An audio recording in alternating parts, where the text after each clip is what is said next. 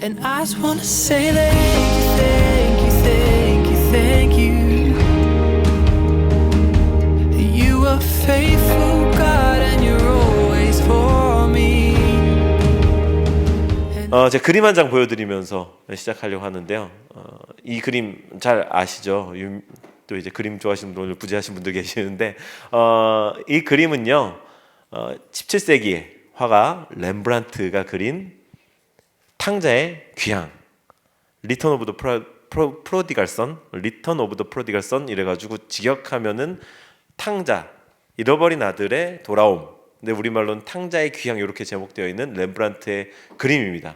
그림 딱 보시면은 대충 등장인물이 짐작이 가시죠. 우리가 방금 읽은 본문에서 나온 등장인물 중에 여기에 이 그림에 두드러지게 드러나는 두드러지는 색감, 두드러지는 조명으로 세 사람이 부각되어 있죠. 먼저 얼굴이 정면으로 보이는 가장 밝은 하이라이트를 받고 있는 노인은 누구일까요? 예, 아버지겠죠. 그리고 보이지 않아요. 뒤통수가 보이고 그 아버지의 품에 안겨 있는데 생각보다 몰골이 심각하죠. 저는 이 탕자 이야기를 읽거나 들으면서 한 번도 이 친구의 헤어스타일에 대해서는 생각해 본 적이 없는데 그죠? 무슨 일이 있었던 건지 헤어스타일이 상당히 심각하게 훼손됐습니다. 그죠? 그리고 화가가 저는 아마 일부러 감췄다고 생각하는데 표정은 알 수가 없어요. 어떤 표정을 짓고 있는지 알 수 없고 저는 또 발도 충격적이었어요. 신발이 한쪽은 없고 한쪽은 거의 반이 찢어져 나간. 당시에 노비들은 신발을 신을 수 없었다고 하죠. 도망쳐 오느라 이렇게 된 걸까? 어쨌든 그의 아주 험난했던 지난 몇 년간을 보여주는 상징적인 그런 장치입니다. 옷은 뭐 말할 것도 없지만 엄청 냄새가 날 것 같습니다. 보기만 해도. 그리고 이제 몇 사람이 더 있는데 그 중에서도 예쁜 빛깔 옷을 입고 있고 이 두 사람을 더 높은 위치에서 내려다보고 있는데 화가 난 것 같은 사람이 있죠. 그리고 좀 젊고 그리고 옷도 좋은 것 입은 것 같은 이 사람. 큰아들이겠죠. 예. 이렇게 세 사람의 등장인물을 무척 잘 표현해 놓은 렘브란트의 그림 돌아온 탕자, 탕자의 귀향. 우리는요 이 그림을 이 교회를 다니지 않는 분들에게 보여주면서 이거 돌아온 탕자 그림이야 라고 하면 사람들이 아마 10중 8구 이해할 겁니다. 그만큼 이 돌아온 탕자라고 이름되어 있는 이 이야기가 성경 밖에서도 무척 유명한 이야기로 우리 모두에게 통용되고 있기 때문이죠. 그렇다면 혹시 여러분들은요 이 이야기를 탕자와 같은 여러분들 돌아오십시오, 회개하고 돌아오십시오 이런 주제로 기억하고 계시지 않나요? 네, 전통적으로 우리 특히 대한민국 교회에서 뭐 국내외를 비롯하고 전부 다 막론하고 전부 다 이런 주제로만 이해되어져 왔을 것입니다. 전통적으로 회개를 촉구하고 아버지께로 돌아올 작은 아들들에게 초점을 맞춘 이야기로 널리 전해졌었죠. 그런데요 우리가 이 이야기가 들어있는 누가복음 15장을 통전적으로 이해를 해야 될 필요가 있습니다. 누가복음 15장에는요 우리가 오늘 11절부터 읽었죠. 앞선 10절까지의 두 가지의 이야기가 더 들어있습니다. 그죠? 가장 먼저는 99마리의 양을 두고 한 마리의 잃어버린 양을 찾아 나서는 목동, 양치기의 이야기. 그리고 9드라크마를 두고서 한 드라크마가 어디에 또르르 굴러 들어갔는지 그걸 찾아서 온 집안을 뒤지는 여인의 이야기. 그리고 오늘 큰아들이 집안에 있는데 돌아온 작은아들을 맞이하고서 막 기뻐하는 아버지의 아들.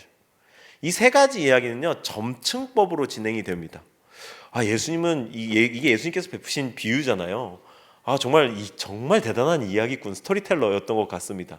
이 구조를 보세요. 99대 1, 그죠? 99마리 한 마리, 그리고 9대 1, 9드라크마와 한 드라크마, 그리고 1대 1. 조금씩 이야기가 점층되어져 가면서 이 이야기에 어떤 포인트를 두고 주님께서는 어떤 목적을 가지고서 이야기를 힘있게 이끌고 가시는데 오늘 그 중에 세 번째 가장 많은 지면을 차지하고 있는 세 번째 이야기를 오늘 우리가 본문으로 만나게 된 거죠. 개역개정에 이 소제목 나눠 놓은 것을 따르자면요, 첫 번째 이야기가 잃은 양을 찾은 목자 비유, 두 번째 이야기가 잃은 드라크마를 찾은 여인의 비유, 그리고 오늘 우리가 만난 이야기가 잃은 아들을 되찾은 아버지 비유. 우리가 흔히 알고 있는 돌아온 탕자, 그 아들이 포인트가 아니라 잃어버린이라고 하는 키워드를 셋이 다 가지고 있으면서 그 아들을 되찾은 아버지의 이야기였다는 점에 우리가 주목해야 됩니다. 사랑하는 여러분, 이 이야기의 가장 중요한 포인트는요, 물론 이 아들에 대한 이야기가 담겨 있지만 그보다 더 중요한 이 이야기를 본래 베푸신 예수님의 포인트는 아버지에 있었다는 점을 우리가 알아야 됩니다. 잃어버린 양을 찾은 목자 비유, 목자의 마음의 이야기의 포인트가 있었고요. 드라크마를 찾은 여인, 그 여인의 애타는 마음의 포인트가 있었고요. 그리고 오늘 이 아들 둘을 향해 보여주시는 아버지의 마음, 거기에 오늘 본문의 포인트가 있다. 그래서 우리가 잃어버림이라고 하는 주제를 가지고 있는 이 15장 전체, 그 중에서도 오늘 이 돌아온 잃은 아들을 되찾은 아버지의 비유 이야기를 좀 더 차근차근히 살펴보면서 아버지의 잃어버린 것을 향한 마음이 어떠한가를 좀 살펴보고자 합니다. 그래서요, 오늘 우리는요, 이 본문에 등장해 있는 세 사람의 등장 인물을 통해서 아버지의 마음이 드러나는 것을 살펴볼 텐데요. 이 비유의 의미를 좀 더 깊이 묵상해 보도록 합시다. 가장 먼저 첫 번째로 등장하는 가장 유명하고 가장 먼저 등장하며 분량으로도 가장 많은 지면을 차지하고 있는 인물이 바로 둘째 아들이죠. 이제 성경을 쭉 차근차근히 훑어내려갈 텐데요. 이제 본문을 펴놔주시고요. 11절과 12절을 함께 한번 읽어주실까요? 11, 12절 시작. 또 이르시되 어떤 사람에게 두 아들이 있는데 그 둘째가 아버지에게 말하되 아버지여 재산 중에서 내게 돌아올 분깃을 내게 주소서 하는지라. 아버지가 그 살림을 각각 나눠 주었더니 이 부모님께로부터 그분들이 세상을 떠나시면서 남기는 유산을 상속받는 것은 우리 문화권에서도 그렇게 낯선 일은 아니죠. 그런데 문제는요, 지금 이 본문에서 아버지가 살아계시는 중에 유산을 요구하고 있다라는 점입니다. 무척 폐륜적인 일이죠. 쉽게 말하면 이건 거죠. 아버지한테 오늘 딱 이 둘째 아들이 찾아가지고 아버지 어떻게 하고 좀 이렇게 아버지 서 계신데 이렇게 어깨 동무했다고 할까, 좀 더 건방지게 뭐 돌아가시면 이거 다 삶아지고 갈 거 아니시잖아요. 제 건 좀 먼저 땡겨 받읍시다. 건방지다. 정말 이 마음 같아서 욕설을 하고 싶은 그런 그런 모습으로 아버지한테 자기 몫의 유산을 미리 달라고 요청하고 있는 겁니다. 무척 무례하고 이 당시 유대 사회의 분위기에 따르면 너 어디서 배워먹은 버르장머리야 이러면서 이렇게 집 밖으로 쫓아낸 다음에 돌로 쳐 죽일 수 있는 사안이었습니다. 이스라엘 사람들이, 유대 민족들이 이 불효자식을, 부모를 무시한 폐륜 아들을 그렇게 처리했거든요. 그래도 마땅한 그런 종류의 폐륜이었습니다. 그러자 13, 14절에 이렇게 이야기가 계속 이어지고 있는데 13, 14절 읽어주시죠. 시작. 그 후 며칠이 안 되어 다 모아가지고 먼 나라에 다 없앤 후 그 나라에. 이 아버지가 속도 없는 걸까? 아버지는 어떤 반응을 보였는지 아무런 언급이 없죠. 그리고 그냥 재산을 작은 아들의 요구대로 줍니다. 그리고 이것을 가지고 다른 나라로 가서 재산을 다 탕진해 버렸다. 여기서 우리가 이 말씀이 비유라는 점을 다시 한 번 더 상기하면서 예수님께서 모든 단어와 표현을 무척 신중하게 고르셨다라는 점을 기억하면서 이 이야기를 다시 한번 대해 보시죠. 여기에 나라라고 하는 설정이 나옵니다. 나라. 그죠? 이 작은 아들이 아버지를 떠나서 옆 동네를 간 게 아니라 그곳을 떠나 다른 나라로 갔다라고 하는 나라라는 표현을 씁니다. 여기에 쓰인 헬라어 단어가 코라인데요. 이는 일반적으로 땅, 지역, 영토를 의미하고 영문 NIV 성경에서는요, 랜드, 컨트리 이렇게 두 차례 걸쳐서 그렇게 바꾸어서 번역을 했는데요. 좌우간 거주하는 처소 정도를 의미하는 단어로 쓰였습니다. 우리가 나라라는 단어를 접할 때 우리 공동체에서 특별히 더 먼저 떠오르는 표현이 있지 않나요? 맨날 제가 언급하는 하나님 나라. 예수님이 이 땅에 오셔서 복음을 전하시면서 이 사역을 하시면서 예수님께서 가장 중점을 두셨던 그분이 설파하신 그분의 중심 철학 사상은요, 하나님 나라였습니다. 그 철학을 가지신 분이 비유를 베푸시면서 이 작은 아들이 다른 나라로 갔다라고 하는 나라라는 표현을 쓰셨다. 여러분, 우리가 여기에서 주목해서 봐야 하는데요. 이 우리가 주로 논하는 하나님 나라는 바실레이아라고 하는 단어의 번역인데, 예수님께서는요, 아버지하고의 관계를 끊어버린 작은 아들이 이 킹덤 바실레이아를 떠나서 코라, 어떤 컨트리에 가게 되었다고 합니다. 즉 왕국에서 왕의 아들의 신분을 버리게 되자 다른 나라에서는 그냥 시민이 된 겁니다. 그런데 그 시민의 삶의 모습이 어떻게 된 거예요? 즉 신분이 격화되었음을 보여주는 거고요. 15, 16절에 그가 어떤 대우를 받는지 나와 있습니다. 읽어주시죠. 시작.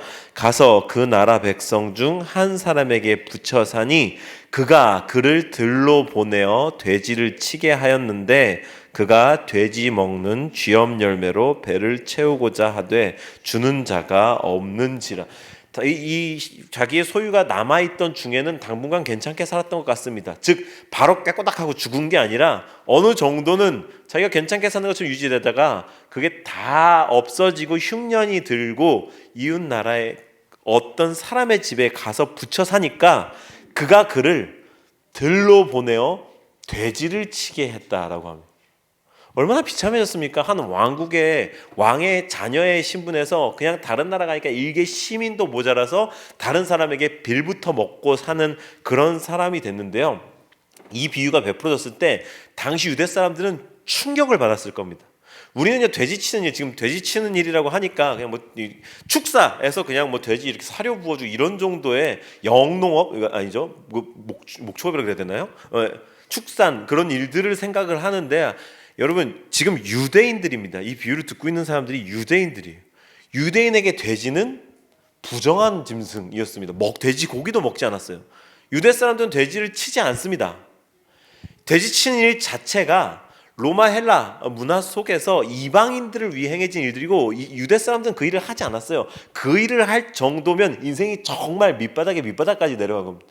근데 여기에서 설정상 주님께서 왕의 아들이었던 사람이 아버지의 왕국을 떠나게 되자 다른 나라로 가서 험한 일을 찾아 하는데 그게 그로서는 상상도 할 수 없이 더럽고 부정하다 여겼던 일을 다른 이가 시켜서, 즉 그 나라에 속한 어느 사람에게 일을 시킴받아서 하기 싫은 일을 억지로 하게 되는 그런 모습. 여러분 이것은요 죄에 눌려 사는 죄인의 모습, 이 땅에서의 우리의 삶의 모습과 똑같은 겁니다. 우리는요 공중권세 잡은 마귀의 통치 아래에 있는 세상 속에 우리가 유한한 육신을 가지고 살아가면서 당분간 우리의 육신이 필요하기 때문에 하기 싫어도 억지로 해야 하는, 말하자면 이 본문에 돼지를 치게 하는 종류의 일로 우리의 배를 채우는 그런 인생을 살아가는 한계 속에 갇혀 있습니다. 하지만 그게 우리의 본래 신분은 아니라는 걸 기억해야 한다는 거죠. 그게 이 짧은 한 줄 설정 가운데 녹아있는 충격적인 아버지의 나라를 잃어버리고 아버지의 관계가 끊어진 둘째 아들의 모습이었습니다. 무척 모욕적이고 인생의 최악에 더 최악까지 다다른 모습. 아들은 후회 속에서 이렇게 탄식합니다. 우리 17절부터 20절의 상반절까지를 한번 읽어주시죠. 시작. 이에 스스로 돌이켜 이르되 내 아버지에게는 양식이 풍족한 품꾼이 얼마나 많은가. 나는 여기서 주려 죽는구나.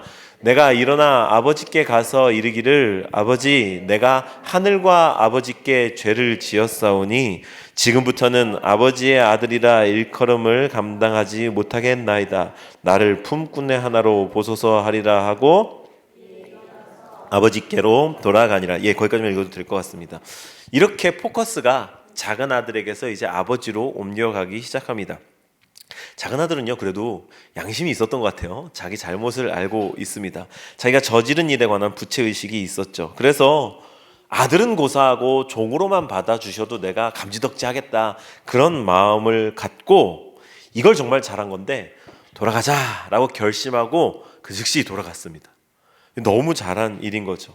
작은 아들이 본문 전체를 통틀어서 가장 잘한 일, 그게 바로 이것이죠. 있는 모습 그대로 그 즉시 아버지께로 돌아갔다. 이제 우리는 두 번째 등장인물을 만나게 됩니다. 두 번째 등장인물 아버지이죠. 제가 몇 해 전에 어느 교회에 화장실에서 본, 교회 이렇게 화장실 가면 이렇게 말씀 맥자들 막 이렇게 놓여 있고 뭐 이렇게 데코돼 있잖아요. 거기에서 제가 보았던 한 문구가 이 본문을 이제 접하고 이렇게 보여지기 시작하면서 기억이 났는데요. 그 표어가 왜 만들어졌는지, 어떻게 쓰이고 어떻게 구호했는지는 제가 모르지만 이 표어가 딱 이 타이밍에 무척 적절하겠다 싶었습니다. 여러분, 우리가 언제 하나님 앞에 나아갈 수 있을까요? 우리가 언제? 질문이 좀 생뚱맞죠. 갑자기 무슨 얘기인가 싶은 얘기들이 턱턱턱턱 나오죠. 늘 드리는 말씀이지만 우리가 죄가 없어야 될 것 같고 깨끗해야 될 것 같고, 옷으로 말하자면 완전히 하얗게 빨아진 옷이어야 하나님 앞에 흠결 없이 나아갈 수 있을 거라고 생각하잖아요. 그러니까 우리가 언제 하나님 앞에 나아갈 수 있을까요? 라고 물어본다면 제가 좀 더 깨끗해지고 제 죄를 회개하고 제 삶을 좀 더 정돈하고 뭐 이런 식으로 우리 삶에 대해 늘어놓아야 될 변명이 많을 겁니다. 근데 제가 보았던 표가 무엇이었냐, 이 질문에 대한, 하나님 앞에 언제 나아가야 할지를 묻는다면 그 표가 무엇이었냐, 하나님 앞에는 즉시 충분입니다, 이렇게 되어 있었어요. 즉시 충분. 언제라 그러면 몇 시 몇 분이라는 시간 개념이 무의식적으로 오죠. 몇 시 몇 분에 하나님을 만날 수 있을까요? 즉시 충분입니다. 이거 제가 너무 재밌었어요. 거기에서 그냥 보고서 잃어버렸었는데, 여기에서 둘째 아들이 잘한 일이 무엇인가 보니까 내가 그래도 아버지의 재산 정도는 회복하고 가지고 가야 되지 않을까? 나한테 좀 내가 쥐고 나왔던 돌아갈 여비 정도는 가지고 가야 되지 않을까? 내가 뭐 좀 옷은 좀 빨아입고 가야 되지 않을까? 아니요, 즉시 일어나서 갔다니까요. 그렇게 생각을 하고 즉시 일어나서 가니까 아버지 앞에 아들로서 충분했다. 한번 따라하시죠. 제가 윗문장으로 물어보겠습니다. 여러분들이 아랫문장으로 답해 주시죠. 하나님께 언제 나아갈 수 있습니까? 여러분 목소리가 너무 작습니다. 한 번 더요. 하나님께 언제 나아갈 수 있습니까? 사랑하는 여러분, 하나님 앞에 나아가는 시간은요, 즉시 충분입니다. 언제든 주님 앞에 나아가도 주님은요, 옷 갈아입고 돌아가가지고 신발 신고 머리 감고 이렇게 하지 않으신다고요. 그 즉시 받아주신다. 그 아버지의 모습에 대해서 계속해서 살펴볼 텐데요. 우리 20절 방금 멈춘 하반절에서부터 24절까지를 읽어보도록 하겠습니다. 시작. 아직도 거리가 먼데 아버지가 그를 보고 측은히 여겨 달려가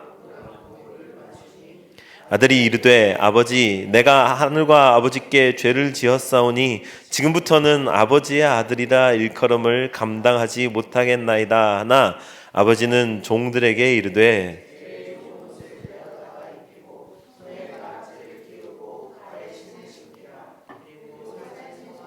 끌어다가 잡으라. 우리가 먹고 즐기자. 이 내 아들은 죽었다가 다시 살아났으며 즐거워하더라. 사랑하는 여러분, 종으로만 받아주셔도 감지덕지겠다라고 하고 갔는데 어떻게 됐죠? 아들이 됐습니다. 다시 아들로 그 즉시 회복됐습니다. 아들의 기대는요, 종만 돼도 감지덕지일 텐데 안 받아주시면 어떡하지? 내가 가서 돌 맞아 죽으면 어떡하지? 불안한 마음이었는데 돌아가는 즉시 기대 이상으로 회복되었다. 할렐루야. 그러니 사랑하는 여러분, 즉시 충분하고요, 하나님 앞에 나아가면 기대 이상의 은혜를 얻습니다. 그러니 하나님 앞에 돌아가는 그 시간을 더 이상 지체해서는 안 될 것입니다. 저는요, 여기서 눈물 나도록 은혜되는 이 표현이 아까 20절에 아직도 거리가 먼데 이거든요. 아직도 거리가 먼데. 아버지가 아들이 집을 나갔어요. 그런데 어느 날 문득 예고하고 온 것도 아니고 갑자기 돌아온 아들내미한테 아직도 거리가 먼데 배웅을 가려면 평소 아버지의 모습이 어땠을지가 우리한테 보여지는 거죠. 매일같이 문 어귀에 나가서 밖을 내다봤던 겁니다. 이제나 돌아오나 저제나 돌아오나. 이렇게 저 멀리서 사람 그림자 보면 저게 혹시 내 아들일까 아닐까 매일같이 내다보고 있었기 때문에 어느 날 저기에서 사람 그림자가 아른아른 할 때 혹시 내 아들이 아닐까? 그러다가 가시권에 들어왔을 때 내 아들이구나. 아직도 거리가 먼데 달려가서 목을 어긋맞추고 입 맞추고 목을 어긋맞대고 끌어안아 줄 수 있었던 거죠. 어버이친이라고 하는 한자를 아십니까? 한문을 제 일전에도 한번 언급한 기억이 있는데요. 어버이친이라는 글자가 이렇게 쓰죠. 이 어버이친이라는 한자를 파자해 보면 위에 설립자가 있고 나무 목자가 있고 볼견자가 있죠. 여러분 제가 이게 어린이들을 위한 한자 교재에서 본 거거든요. 제가 어거지로 이렇게 막 뭐 의미를 부여하는 게 아니라 거기에서 아이들에게 이 단어는 이런 뜻이야라고 설명하는 것을 보아서 제 뇌리에 강렬하게 남아 있어서 이 부분을 볼 때마다 떠올리는 설명인데요. 나무 목자, 설립자, 볼견자, 나무 위에 올라가서 마을 어귀에 출가한 자녀가 이제나 돌아오나 저제나 돌아오나 애타게 기다리는 부모의 마음으로 상형화된 한자가 어버이 친자라고 합니다. 제가 지금 지어낸 게 아니고요. 나무 위에서 저 동구 밖을 내다보는 어미의 마음, 아비의 마음.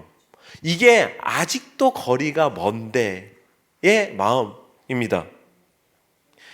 맨발로 달려나가 그의 목을 끌어안고 입을 맞추며 품꾼의 하나로 보소서 저를 아들이라 일컬음을 감당할 수 없습니다 라고 말하는 아들의 그 말은 듣는 둥마는 거의 묵살해버리고 화끈하고 저기 살진 소를 잡아라, 잔치를 열어라, 가락지를 가지고 와라, 옷을 가지고 와라, 신발을 신겨라, 막 아들을 환영하는 아버지의 모습. 성대한 잔치를 열죠. 파티는 보통 좋은 일이 있을 때 여는 건데 물론 아들이 돌아온 거 좋은 일이죠. 근데 불효자식으로 인해서 여는 잔치, 여는 파티. 아버지에게는요, 그가 저지른 일이 아무런 문제가 되지 않습니다.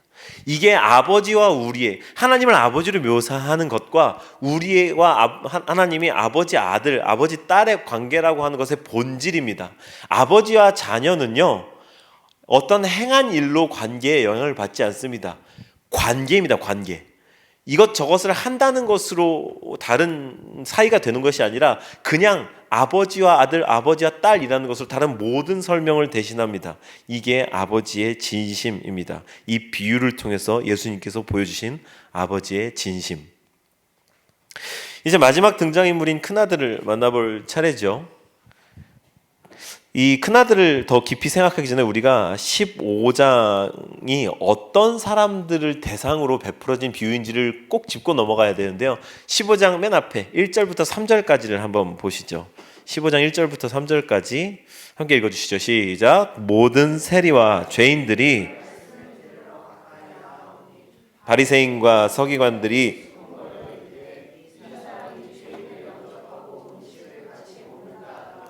예수께서 그들에게 이 비유로 이르시되, 그 세리와 죄인들이 말씀을 들어 가까이 나오죠.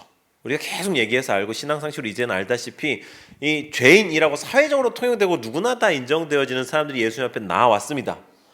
그러자 바리새인과 서기관들, 스스로 흠결 없는 사람들, 나는 율법을 잘 지키는 사람들이야, 율법과 신앙의 수호자들이야 생각하는 사람들이 수군거리면서 예수님을 비방하고 그들을 비방하면서, 야, 예수가 죄인을 영접하고 음식을 같이 먹는다 수군거리는데, 예수께서 그들에게, 바리새인과 서기관들에게 이 비유로 이르시되, 예수님이요 이 비유를 베푸신 1차적인 타겟은 서기관과 바리새인들이었습니다. 물론 세리와 죄인들도 이 독자에 이 지금 청자에 포함되어 있지만 주님께서는요 바리새인과 서기관들의 수군거리는 반응, 예수님을 보면서 죄인들이랑 같이 하고 있으라고 비난하는 그 반응에 대해서, 그들의 그 비난에 대한 반응으로 이 비유를 베푸셨단 말이죠.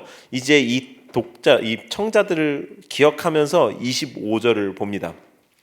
마다들은 밭에 있다가 돌아와 집에 가까이 왔을 때에 풍악과 춤추는 소리를 듣고, 두말할 것 없이 마다들은 바리새인과 서기관들을 두고 하시는 말씀입니다.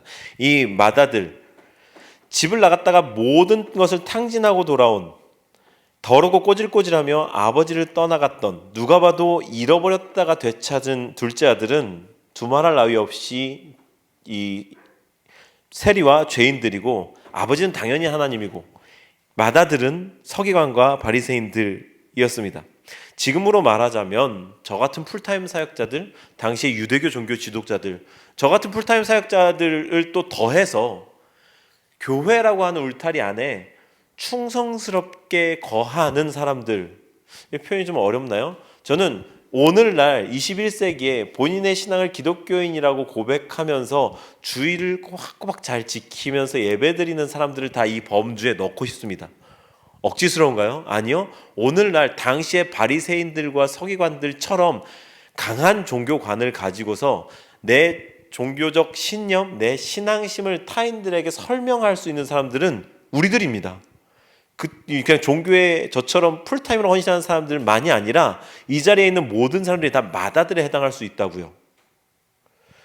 우리는요, 우리의 신앙의 어떠함 때문에 주변으로부터 비난을 받기도 합니다. 하지만 그렇다고 우리가 신앙을 바로 포기하나요?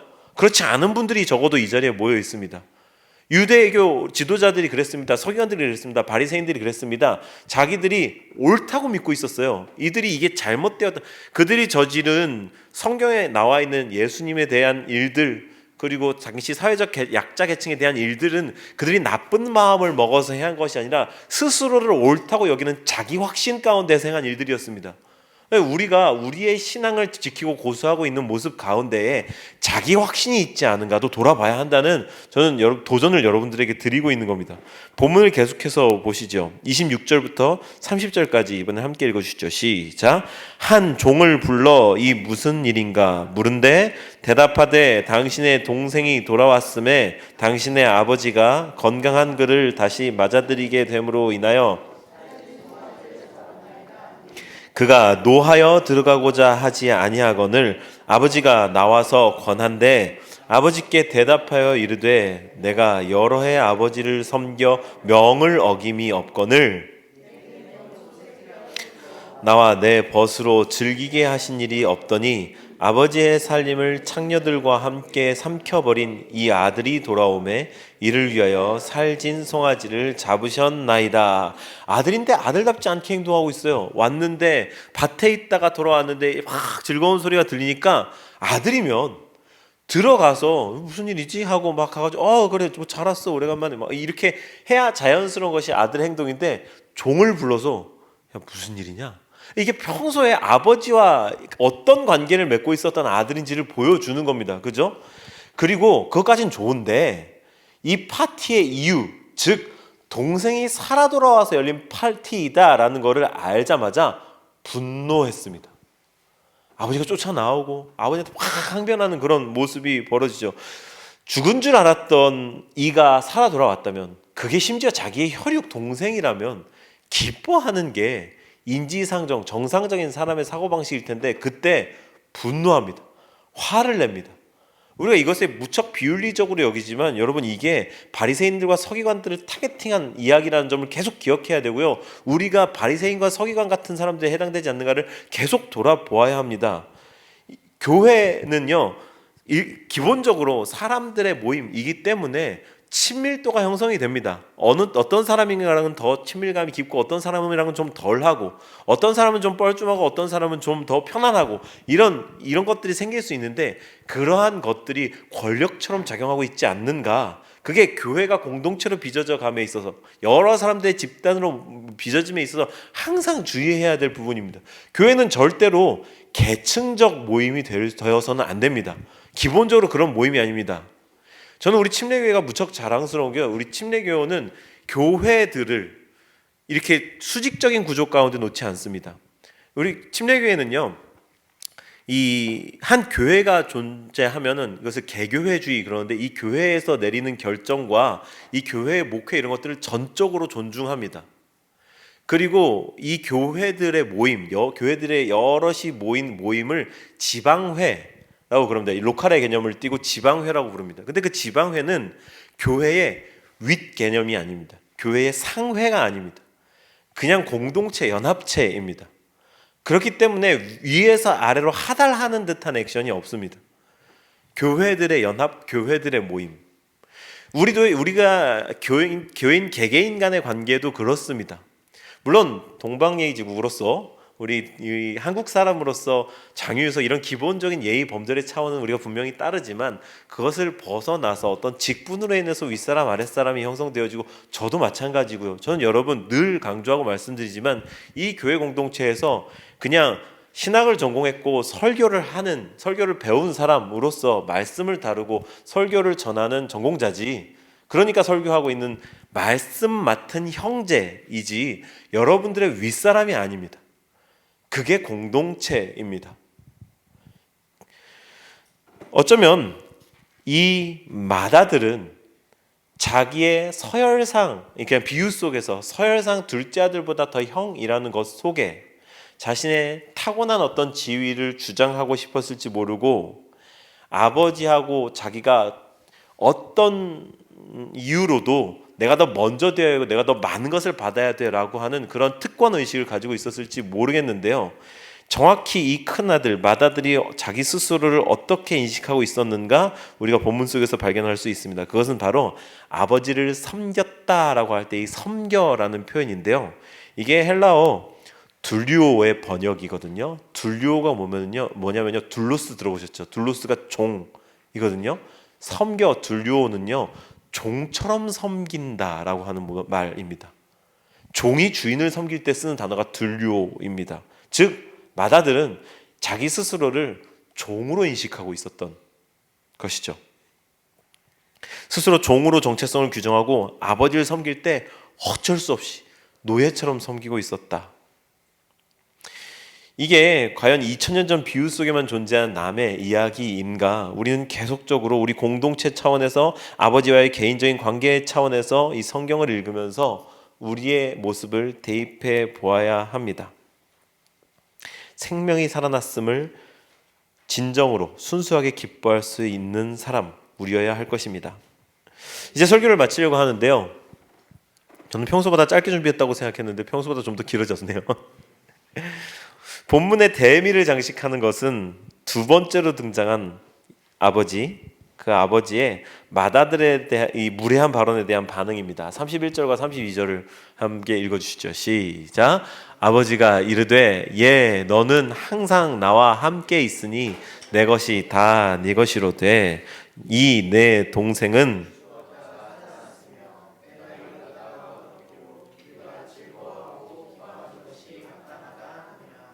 아버지가 아들을 얘야라고 부르는데요. 이 표현이 테크논이라고 하는 단어의 번역인데 아주 사랑스럽고 소중한 존재, 자기 딸, 자녀 이런 아이들을 부르는 호칭이거든요. 그럴 때 부르는 단어이거든요. 지금 면전에서 아버지 나한테 해준 게 뭐 있어? 염소 새끼라도 한 마리 잡아줬어! 이렇게 바락바락 악쓰는 큰아들한테 얘야. 정말 예수님 그것도 비유니까 가능했지. 이랬으면은 우리의 정서적으로서 익숙한 문화 속에서는 오른손이 나갈까 왼손이 나갈까를 생각하는 그런 일이 벌어졌겠죠. 그런데 얘야라고 하면서 정말 다정하게 가장 중요한 것에 대해서 이야기합니다. 먼저 내게 다 네 거야. 근데 더 중요한 건 너는 항상 나와 함께 있잖니.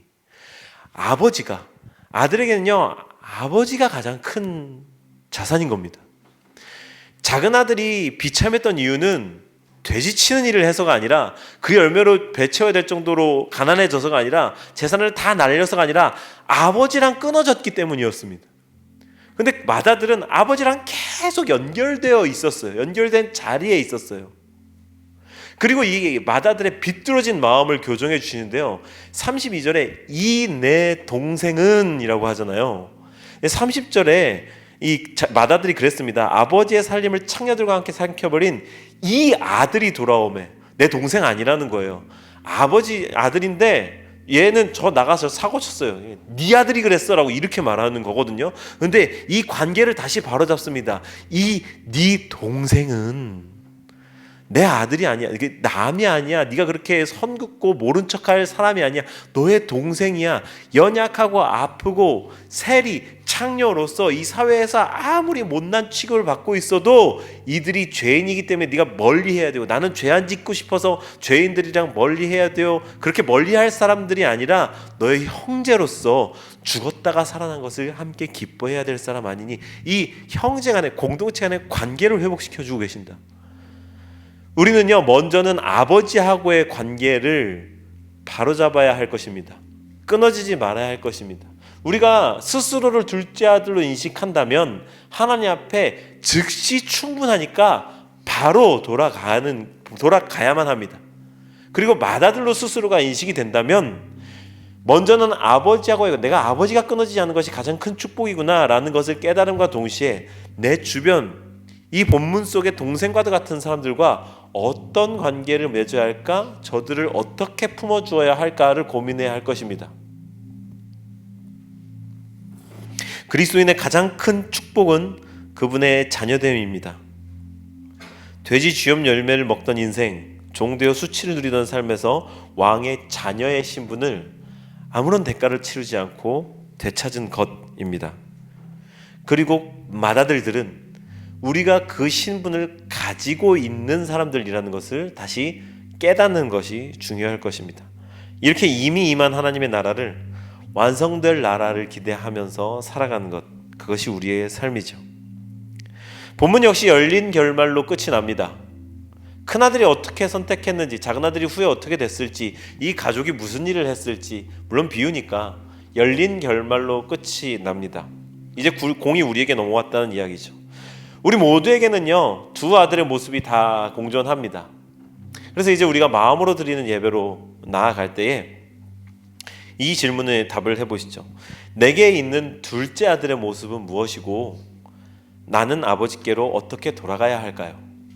그리고 내게 있는 맏아들의 모습은 무엇이며 또한 아버지의 마음으로 어떻게 함께 기뻐할까요? 이게 먼저의 질문입니다. 질문을 제가 세 가지로 나눠 놓았는데요. 첫 번째 질문은 둘째 아들의 모습이 무엇이며 어떻게 돌아갈까? 그리고 맏아들의 모습은 무엇이며 어떻게 아버지의 마음으로 기뻐할까? 추상적인 문장이지만 여러분들이 잘 답변하실 수 있을 것이라고 생각합니다.